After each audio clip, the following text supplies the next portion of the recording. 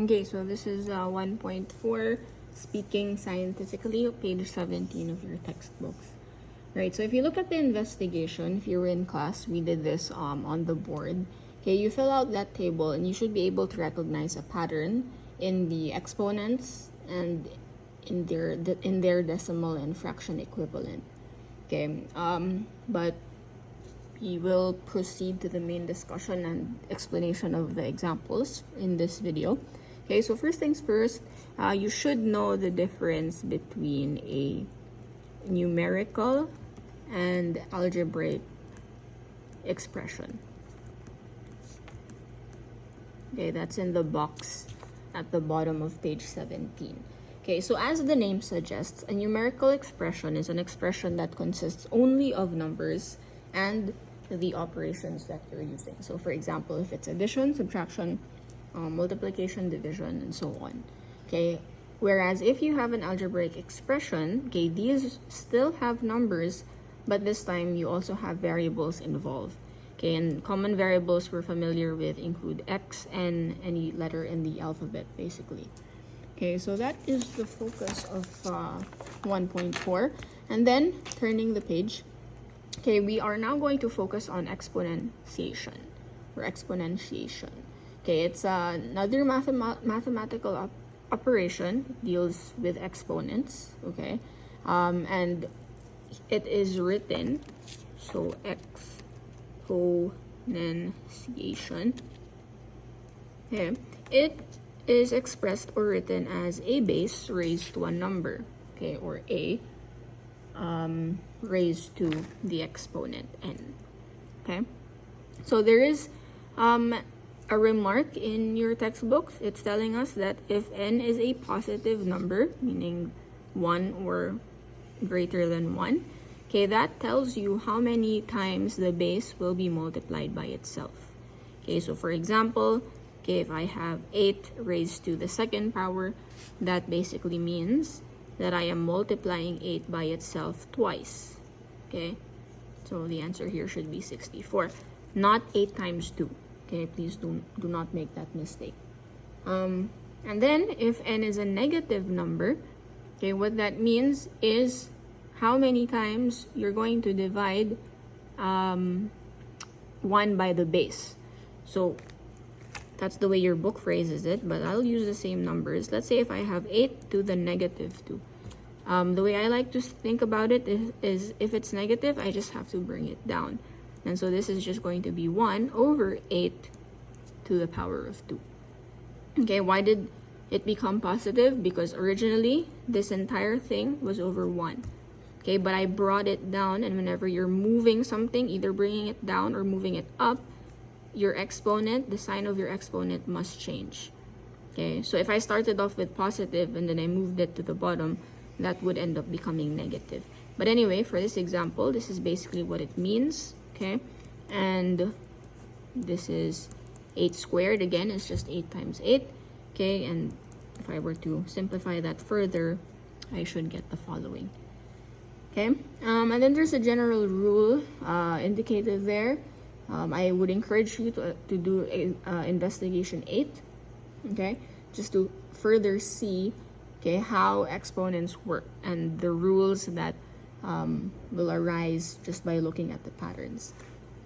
Okay, now moving on to page 19, you are presented with several laws of exponents. Okay, and I am not going to write them all down here because it is available in your textbook. Just refer to, in fact, I'll check if I can, there. I'll just show it to you. Okay, so these are the first few laws. Anything raised to 1 will be that same quantity itself. Anything raised to 0 will always be 1. And this is what we worked on earlier. Okay, anything that's raised to a negative power just means you're bringing it down. Okay, and in this case, it's negative 1. So I brought it down. It should have an exponent of 1, but you don't need to write that anymore. Okay, if you have the same base, in this case, you have x and x, and then your exponents are different. Okay, provided you are multiplying your bases, which are the same, you will have to add the exponents. Okay, so for example, if I have x squared plus x cubed, my x is common, so that stays the same. And then I just need to add 2 plus 3, which is 5, and hence my answer. Okay. Now, the next, more laws here. Okay. If you are dividing, again, assuming your bases are the same, they have to be the same, that's when you can apply the law of subtracting your exponents. Okay, I think it's a bit small, but you can check your textbook for this. Okay, now this one, if I only have one base, but it's raised to a power, and then that entire quantity is raised to another power, what you do is you just multiply m and n.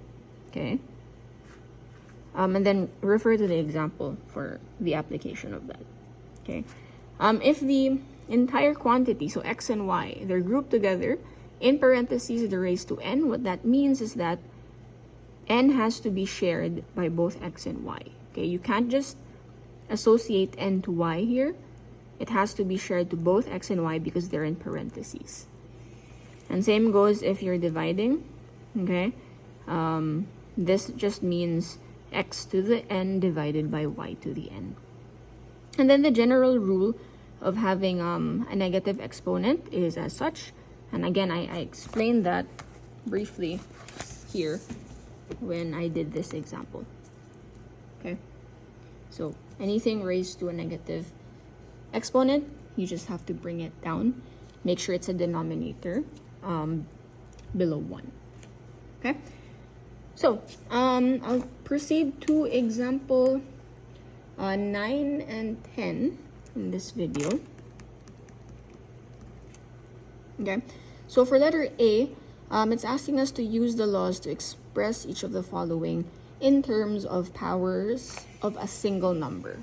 Okay, so letter A, we have 2 over 2 to the power of 3 plus the quantity of 2 squared raised to 3. Okay, so what would you do in this case? Well, I will start with this part of the problem. Okay, for reference, I'd like to put 1 there. Okay, the bases are the same. So according to the law, when I'm dividing, I will subtract my exponents. And that will look like 2, 1 minus 3. Okay, I'll do this step by step so it's clear for you guys. Plus, and then here I have 2. The rule tells me I need to multiply 2 and 3 here, and that will become 6.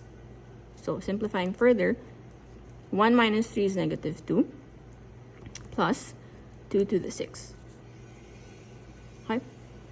Now, can I combine these further? No, I cannot, because we do not have a law that states that you can either add, subtract, or do anything to your exponents when you're adding exponents, even if their bases are the same.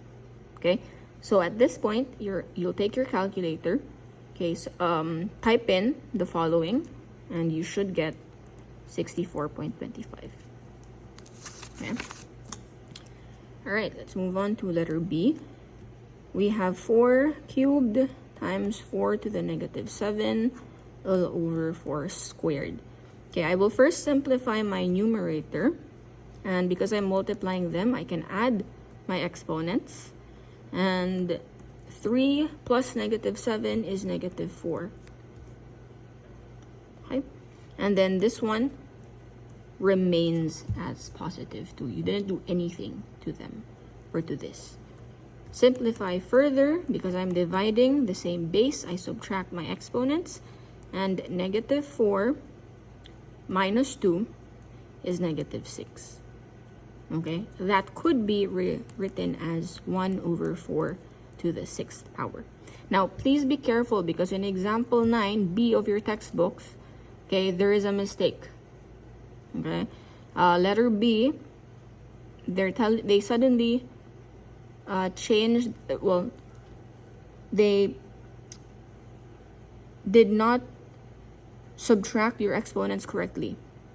Okay, so pay attention to that. The answer should be 1 over 4 to the 6th power, which I'll use my calculator to get the answer for right now.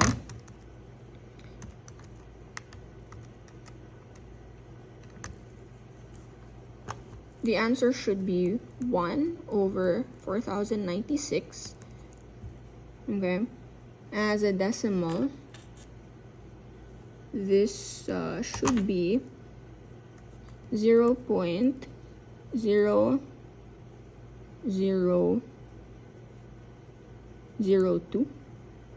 Is that correct? Yes. Okay. 4.